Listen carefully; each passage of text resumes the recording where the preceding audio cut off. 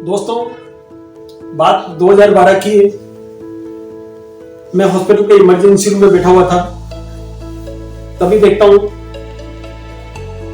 एक लड़की आती है, उसके पीछे दूसरी लड़की आती है, उसके पीछे तीसरी लड़की आती है, उसके पीछे चौथी लड़की आती है। इस प्रकार से एक एक करके 4 लड़कियां आती हैं। चारों की सेम कंप्लेंट होती है कि अंकल हमने जहर खा लिया। दोस्तों, 4 लड़कियों ने एक साथ जहर खाना मैंने अपनी लाइफ में कभी नहीं देखा। मेरे लिए बहुत दुख की बात थी वो। फिर भी मैंने उनसे पूछा, मैंने कहा भाई आपने कौन सा जहर खाया है, क्योंकि आगे का ट्रीटमेंट काफी कुछ उसी चीज पे निर्भर करता है। जब मैंने उनसे सुना कि हमने सेल्फोस खा लिया तो मेरे पैरों के नीचे से जमीन खिसक गई, क्योंकि सेल्फोस एक बहुत खतरनाक जहर है जिसमें कि बचने के चांसेस बहुत कम होते हैं। मुझे आंखों के सामने नजर आ रहा था कि अब इन 4 लड़कियों का बचना नामुमकिन है, इनको कोई नहीं बचा सकता। दोस्तों, फिर भी मैंने जो हमारा प्रोटोकॉल रहता है, यानी कि जो पुलिस को इंफॉर्मेशन दी मैंने और उनके जो पेरेंट्स हैं उनको इंफॉर्मेशन दी, और फिर उसके बाद में उनका ट्रीटमेंट शुरू किया। मैंने अपने साथी को बुलाया, क्योंकि 4 पेशेंट थे तो ट्रीटमेंट में कहीं जरा सा भी वो नहीं हो, मैं अपनी तरफ से बेस्ट ट्रीटमेंट दे सकूं। पूरी मेडिकल टीम हमारी जो थी वो लग गई इलाज के अंदर, और देखता हूं धीरे धीरे करके एक के बाद एक 2 घंटे के अंदर 4 लड़कियों ने दम तोड़ा। दोस्तों, 4 लड़कियां 11वीं या 12वीं क्लास में पढ़ने वाली लड़कियां थी। वो लड़कियां जिन्होंने किसी घर की लक्ष्मी थी, देवी का रूप थी, यानी कि अभी जिनसे पूरा घर रोशन था, उन लड़कियों ने एक एक करके अपनी जिंदगी समाप्त कर दी। दोस्तों, ये घटना मेरे लिए मेरी जिंदगी को झकझोर करने वाली थी। मैं कुछ समझ नहीं पा रहा था मैं क्या करूं। आने वाले टाइम में कई दिनों तक या कई रातों तक मैं सो नहीं पाया। यही घटना मेरे सामने नजर आती, वो खौफनाक मंजर मेरे सामने नजर आता था कि ऐसा कोई तरीका नहीं है जिससे कि मैं उनको बचा सकता था।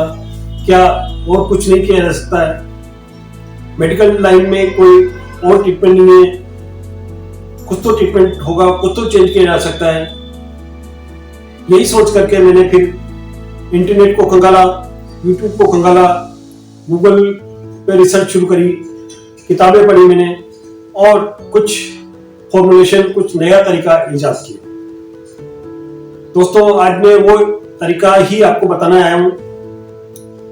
उस तरीके के बाद मैंने देखा कि पहले जहां पर 99% मोर्टिलिटी होती थी, यानी कि 100 में से 99% मरीज जो है मरते थे, फिर 1% चांस रहते बचने के, वो जो है वो 1% से बढ़कर के 50% बचने के चांसेस बढ़ गए। यानी कि जो मरीज पहले 1% बचते थे, अब वही मरीज जो है 50 गुना बढ़ गए, यानी कि 50% जो है मरीज बच जाते हैं। दोस्तों, ये जो सीक्रेट है, ये जो चीज है, मैं आप सबको बताना चाहता हूं, ताकि यदि आपका कोई भी नियर डेयर में कोई भी ऐसा पेशेंट है तो आप उसको बता सकते हैं। दोस्तों, मैं इन सबको बताने के पहले थोड़ा सा मैं आपको अपना परिचय देना चाहता हूं। मैं डॉक्टर कमलेश अग्रवाल हूं। मैं 20 साल से इस तरह के पेशेंट्स, इस तरह के मरीज रहते हैं जो कि क्रिटिकल रहते हैं, ऐसे पेशेंट को ज्यादातर मैं ट्रीटमेंट देता हूं, और मैं Radha Krishna critical care hospital है, वहां पर मैं कंसल्टेंट फिजिशियन, और इस तरह के वीडियो मैं बनाता रहता हूं जिससे कि आपको नई नई जानकारी मिले, और आप इमरजेंसी में क्या ट्रीटमेंट होता है, क्या नया ट्रीटमेंट है, इस तरह की बनाता रहती है। आपने यदि चैनल को सब्सक्राइब नहीं किया हो तो चैनल को सब्सक्राइब कर लें, और यदि इस वीडियो को अंत तक देखें। यदि आपको लगता है वीडियो काम का है और किसी और की मदद हो सकती है तो इस वीडियो को ज़्यादा से ज़्यादा आप शेयर करें। दोस्तों, सेल्फोस का ट्रीटमेंट में जो मुख्य बात है, इसके पहले इसकी मैकेनिज्म समझना जरूरी है कि क्या होता है, किस तरह से बॉडी में रिएक्ट करता है और इमरजेंसी में आप क्या ट्रीटमेंट दे सकते हैं, हॉस्पिटल में क्या नया ट्रीटमेंट है, क्या चेंजेस जो मैंने किए हैं उससे मरीज को फायदा मिलता है, ये सब चीज मैं आज आपको इस वीडियो में बताना चाहता हूँ। सेल्फोस को आम भाषा में पारी की गोली बोलते हैं। ये जनरली गेहूं में रखने के लिए काम में लाया जाता है। इसके द्वारा गेहूं में खराब नहीं होता, गेहूं में कीड़े नहीं पड़ते। इसका केमिकल नेम एल्यूमिनियम फास्फाइड है। ये हमारे शरीर में जैसे ही किसी ने इस जहर को, गोली को खाया, खाते पेट में पानी और एसिड दो चीज होती है। पानी और एसिड दोनों से क्रिया करके इसमें फॉस्फेट गैस रिलीज होती है।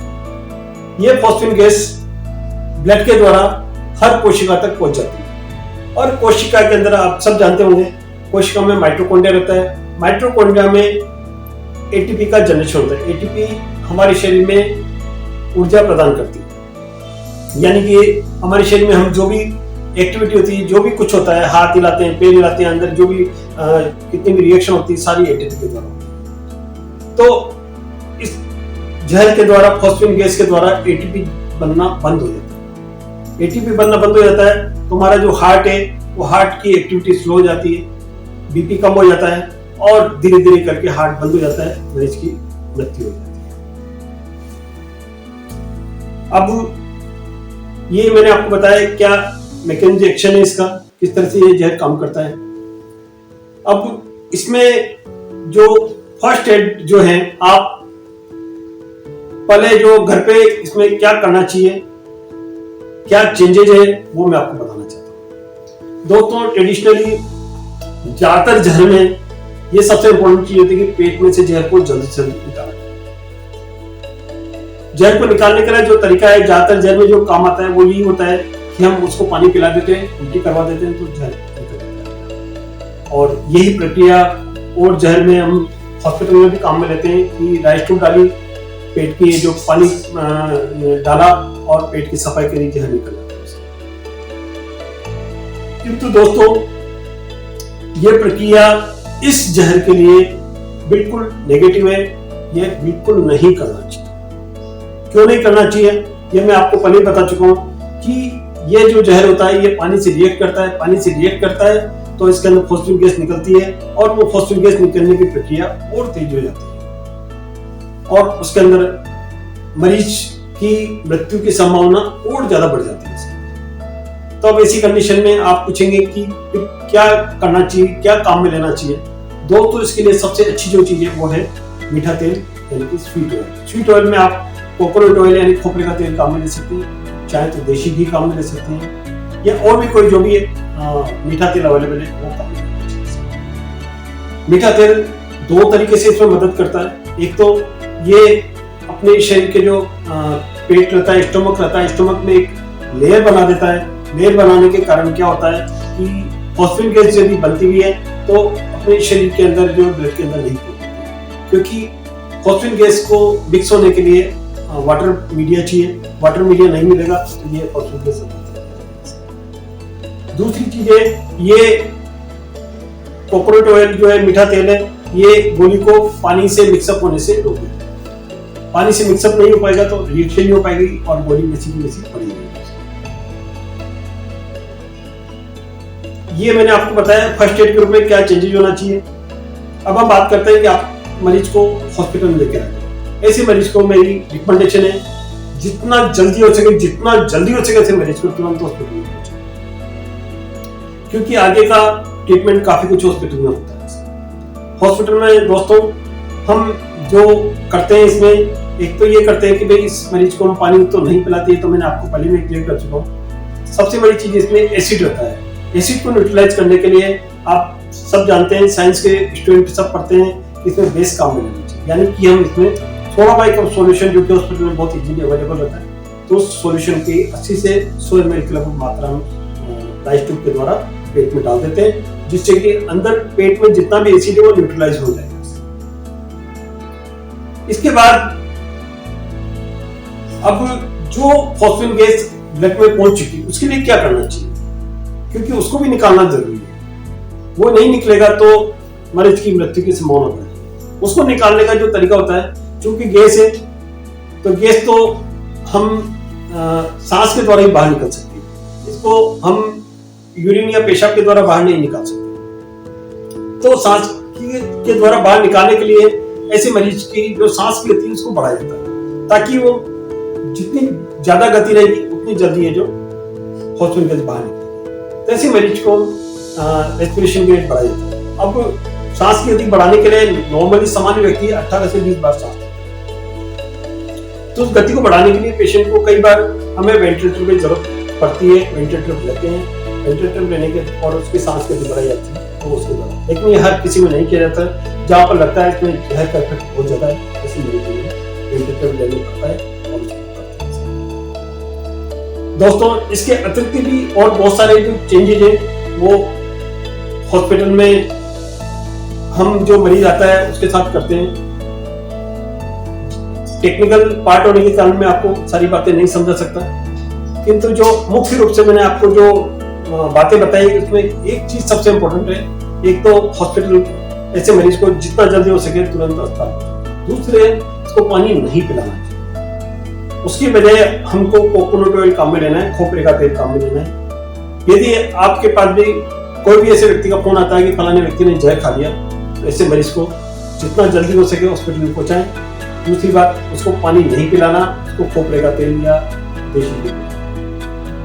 तो आशा करता हूँ ये जानकारी आपको पसंद आएगी और इस वीडियो को ज्यादा से ज्यादा शेयर करें, ताकि जो भी ऐसे मरीज हैं सल्फोस पॉइजन का मृत्यु आती है उसको हम टाल सकें और हम देश के नौजवानों को बचा सकें। तो धन्यवाद।